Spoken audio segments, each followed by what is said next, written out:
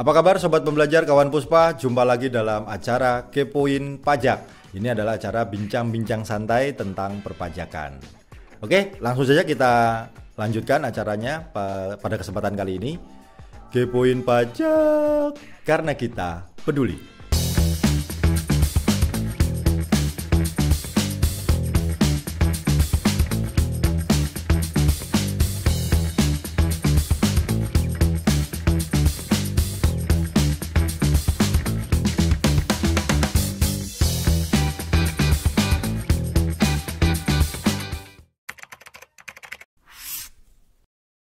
Sobat Pembelajar, kawan Puspa, di kesempatan kali ini saya bersama dengan Pak Arif Sultoni. Ya. Apa kabar Sobat Pembelajar, Ya. Sobat Puspa?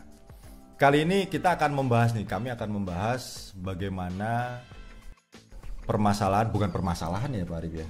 Ini bukan permasalahan, tapi ketentuan barangkali. Lebih tepatnya ketentuan yang terjadi di perpajakan akhir-akhir ini, yaitu penggunaan NIK ya.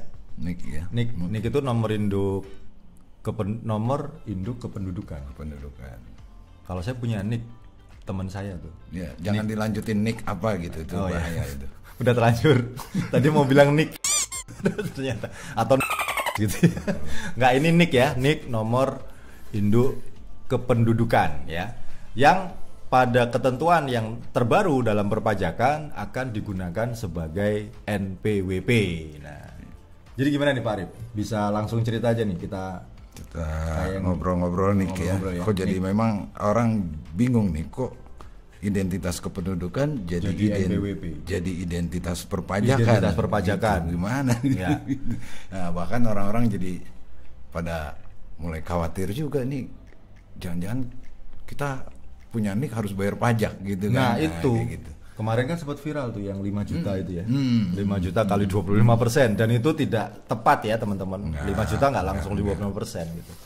Tapi itu nantilah, kita di bahasan yang berbeda tuh yang 5 juta tadi. Nah, sekarang NIK-nya dulu. Oke.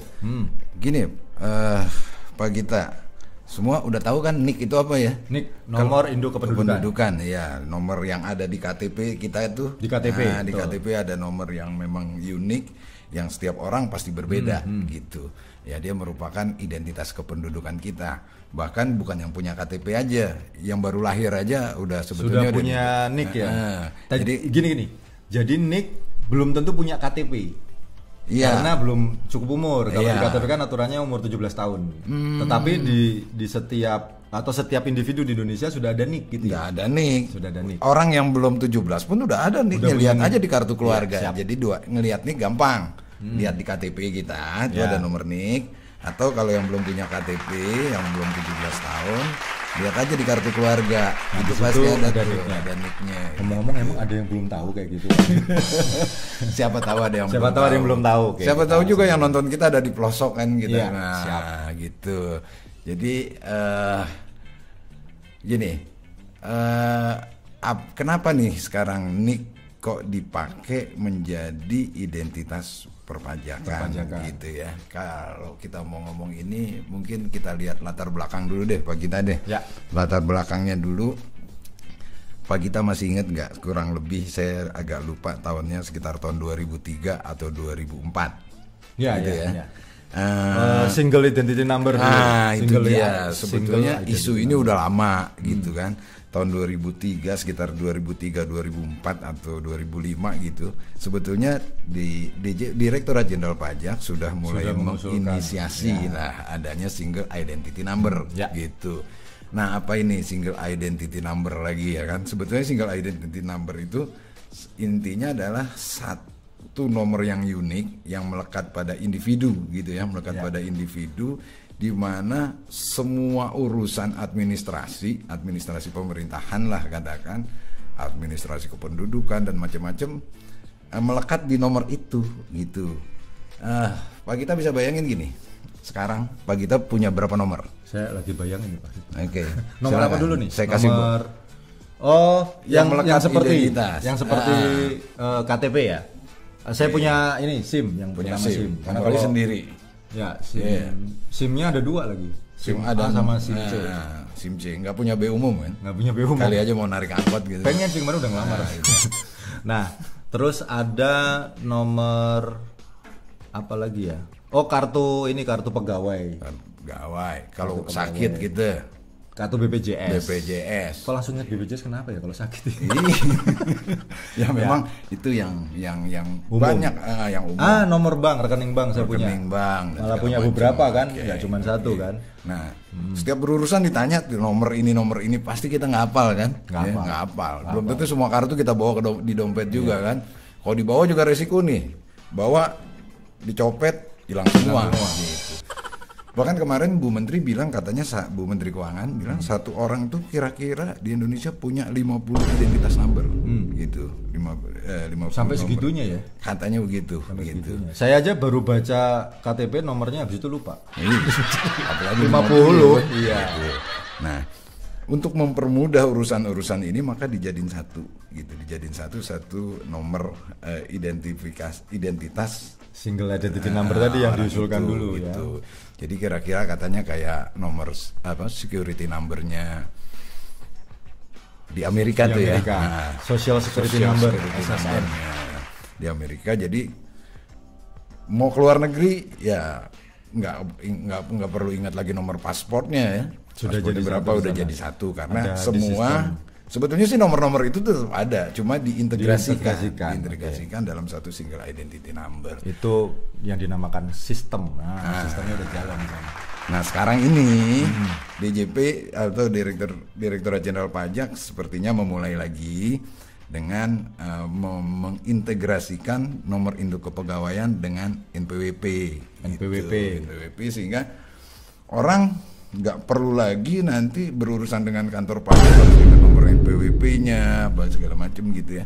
Jadi cukup dengan NIK aja, sepanjang dia memang penduduk Indonesia, maka sudah bisa dilihat identitasnya di kantor pajak. Cukup pakai nomor NIK aja. Jadi gitu. kalau kita ini nanti sebetulnya bukan NIK-nya jadi NPWP, tapi NIK-nya diintegrasikan dengan NPWP gitu. Kalau untuk kalau untuk orang pribadi yang penduduk Indonesia memang NIK itu menjadi NPWP. Memang sudah NIK itu. Itu ada berapa digit ya? 16 digit ya. 16. Kalau NPWP 15 digit. Oke. Jadi kalau makanya kayak kemarin waktu kita lapor SPT itu, kita udah lapor SPT nih. Sobat Kementerian Keuangan pasti lebih duluan. Harus duluan. Nah, waktu kita masukin mau login ke sistem yang DJP online itu ada dua pilihan, yang 15 atau yang 16. Nah, gitu. Jadi kalau 16 kita tinggal isikan NIK, kalau 15 berarti NPWP yang sudah punya. Validasi dulu gitu. Validasi dulu. Nah, baik kawan Puspa sobat pembelajar, sekarang kita jadi mikir kan, kenapa pakai aturan ini gitu? Aturan bahwa NIK bisa menjadi NPWP. Ini manfaatnya kira-kira apa nih? Gitu kan Pak? Kita mikirnya kan manfaatnya apa nih gitu. Iya. Memang kan ke depan ya tadi Indonesia akan menuju satu data gitu ya. Satu data, bukan NIK itu bukan cuma terintegrasi dengan NPWP aja, tapi dengan terintegrasi tadi dengan paspor, dengan nomor BPJS gitu, dengan rekening bank misalnya seperti itu.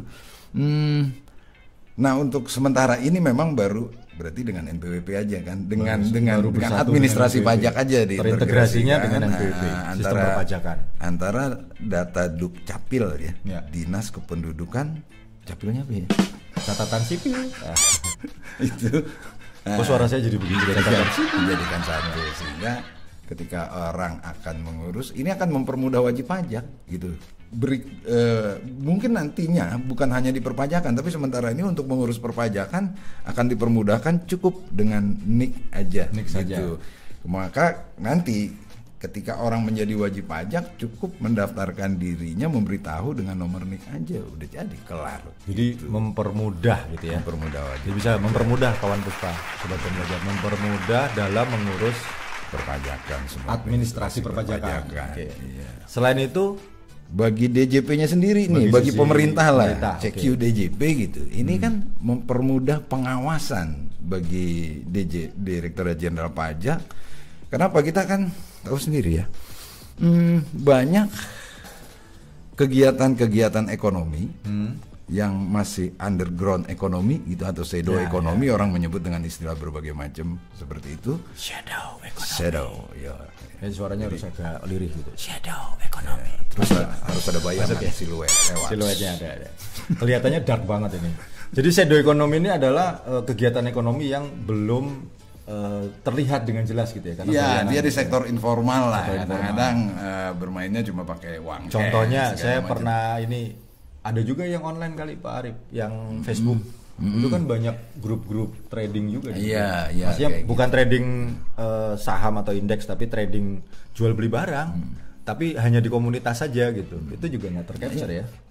Iya, nah ini kan ya tercapture kalau orang itu mau melapor gitu. Kalau dia melapor, benar. Dia mau melapor karena kita dia melapor. Assessment. Nah yang kita mau kan walaupun nggak ngelapor bisa terdeteksi gitu ya, terdeteksi sehingga kan sebetulnya shadow ekonomi ini belum tentu ilegal loh, legal dia, setuju, gitu. legal. Dan dia rata-rata kan UMKM ya. UMKM dan perputaran ekonominya jalan sebetulnya, hanya tidak terlaporkan. Gitu. Iya, dia penyumbang GDP terbesar juga tuh, ya. gitu. Nah kalau ini bisa ke capture bisa diawasi oleh DJP, maka sebetulnya nanti kepatuhan membayar pajak dari mereka akan meningkat karena terawasi gitu, sehingga tax ratio kita juga bisa naik. Sehingga kita bisa dinyatakan sebagai negara yang makmur, tidak lagi terendah di Asia Pasifik kan gitu. Paling nggak kita gitu. Jadi, terbesar ya. Berapa persen sih? Targetnya 15 ya, mencapai angka 15% tax ratio itu bisa tercapai. Itu. Siap. Jadi pengawasannya lebih enak. Pak Arif, kayaknya waktu membatasi kita di kesempatan kali ini nih Pak Arif. Nanti kita lanjutkan lagi ngobrol-ngobrol di kesempatan yang lain. Oke. Karena saya belum mau berpisah ini tapi ya gitu. Saya sih selalu pengen ngobrol nih, soalnya beliau ini ya master hukum. Kalau saya kan cuman master segala ilmu. Gurunya Jackie Chan dong, master. Ya, sobat pembelajar, kawan Puspa, sekarang kita masuk di segmen Kupa Kepoin Pajak, kuis pajak di Kepoin Pajak. Nah, kali ini kita akan mencoba menyampaikan nih sebuah pesan dari kuis ya, mengenai istilah-istilah dalam perpajakan. Nah, di dalam acara ini kita akan menghadirkan dua orang peserta. Yang pertama yaitu Mbak Ica. Silakan Mbak Ica. Ini dari gayanya kalem, santai, mudah-mudahan nanti jawab kuisnya semangat ya. Maju sedikit Mbak Ica di sini, biar dilihat kamera dulu. Oke, peserta berikutnya yang sudah tidak asing di tempat tinggalnya sendiri, yaitu Mas Doang. Ya ini orang yang multi talentan ya. Jadi multi talenta, banyak bakatnya.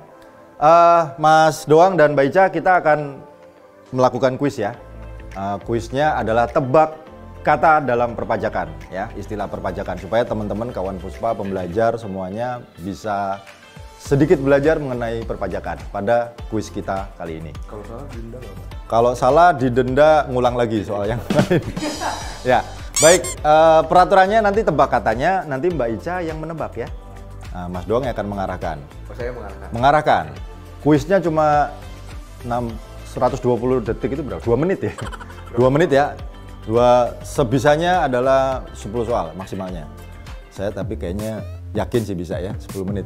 Nah, aturannya Mas Doang yang mengarahkan, tidak boleh menyebut singkatannya dari kata tersebut kalau itu berupa singkatan ya. Misalnya kakak, tidak boleh menyebut itu kartu keluarga. Nah, itu tidak boleh. Harus menyebut petunjuk yang lain. Oke. Kemudian Mbak Ica menjawab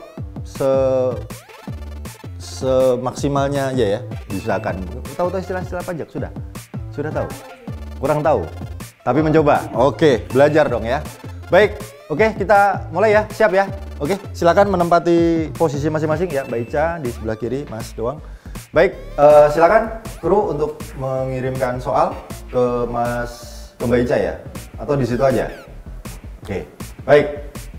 Kata pertama kita mulai, siap ya. Kata pertama dimulai satu kalimat dari Mas Doang. Penghitungan waktu kita mulai. Silakan.